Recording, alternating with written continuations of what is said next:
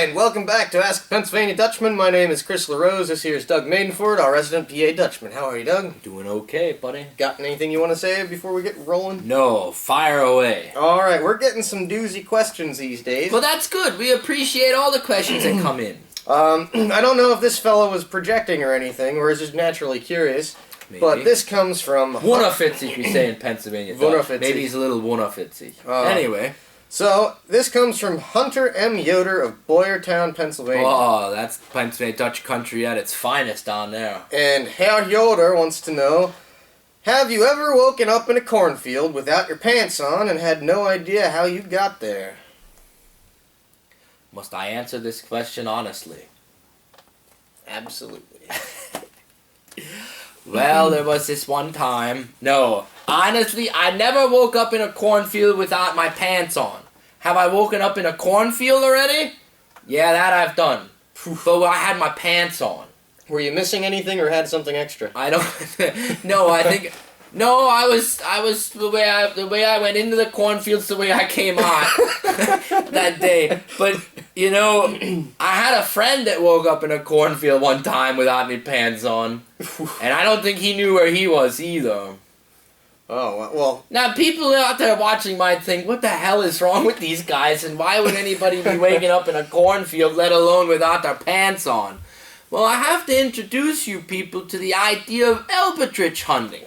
And to those of us who aren't Pennsylvania Dutch, we might not know what that is. And if you knew what it was, then what I just got done saying about waking up in a cornfield without your pants on, well, that might make sense. Well, it might not be standard, but it happens. Yeah. It happens. Not uncommon. And the thing is, if I tell this story, it gives a big secret away. Oh, okay, well.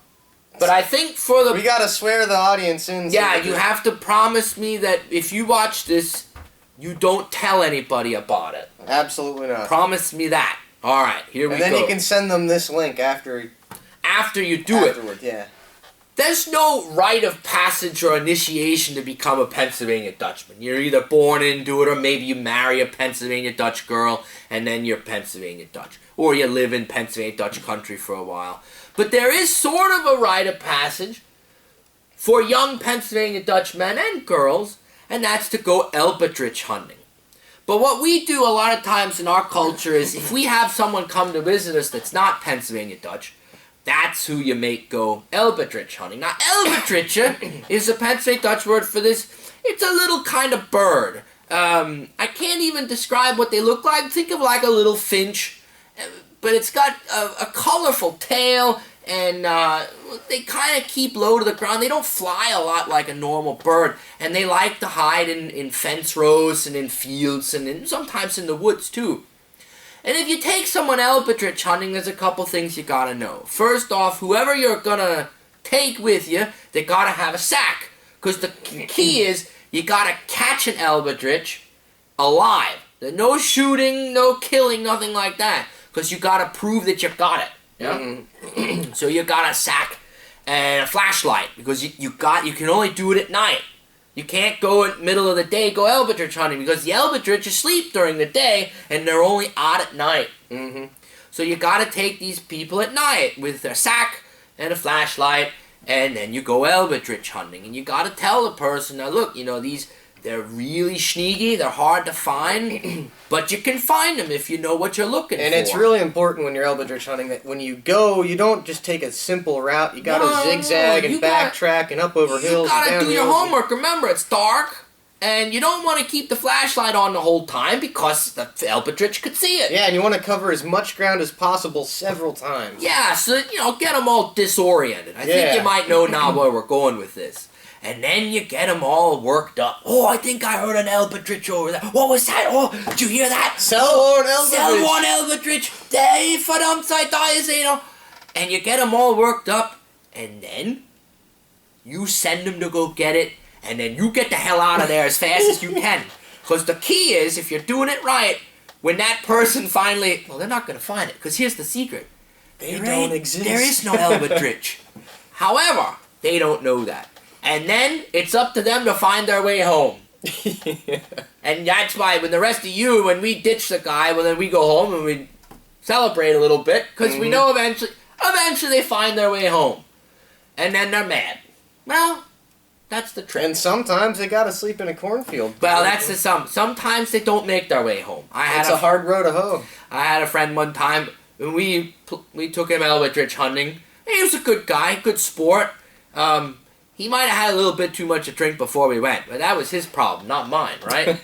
And we got him out there in this one field, and not too far from a tractor path that would have taken him back to the farm, but he never found the path again. And, he ended up spending the night in the cornfield. And we kind of got worried after a while, but we thought, he's a grown, he's 20-some years old. He fend for himself. There weren't any wolves or anything out there.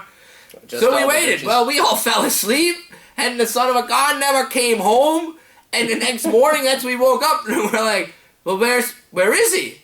Oh my God, he's still out there somewhere. So we quick got dressed and we jumped in the four-wheeler and we went out in the fields and we found him. And there he laid in the cornfield. But he didn't have his pants on. And to this day, he doesn't know why.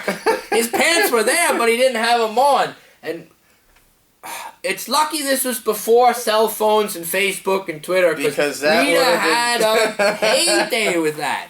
But to this day, he still doesn't know why he took his pants off. Maybe the Elbedritsch did. Maybe the Elbedritsch took it off. But it's an old cultural trick, really, to take someone Elbedritsch hunting. It's all in good fun.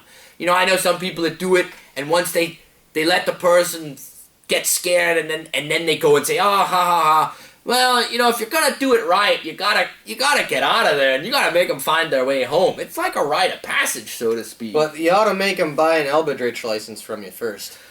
Well, sometimes we do things like that, and we say, if you find it, we'll pay you $50. But if you don't, then you gotta pay us $50. Stuff like that. Yeah. We don't always do that because we're just out there for fun. Yeah. Yeah. What's better than getting your buddy lost in the middle of the night? Nothing. But that was the best Elbedritsch story when my buddy didn't have any pants on in the cornfield. To this day, you still don't know what happened. That'd be something for like the History Channel. That guy on the History Channel. Mysteries. Aliens. Who's that guy that narrates all the unsolved mysteries? I don't know. Year was 1996. I woke up in a cornfield without hunting pants Elbedritsch. on. But no, my advice is if you got a friend that can take a good joke, take them Elbedritsch hunting sometime. I agree. It's a good cultural experience. Sure is. Yeah. Alright, so you heard it from the Dutchman. My name is Chris, this is Doug, and until next time, mach's gut. Yeah, and watch out for them Elbedritsch. They're everywhere. Yeah, sneaking up behind you right now. Mach's gut. If you have a question, you have to email us at busterpa@yahoo.com.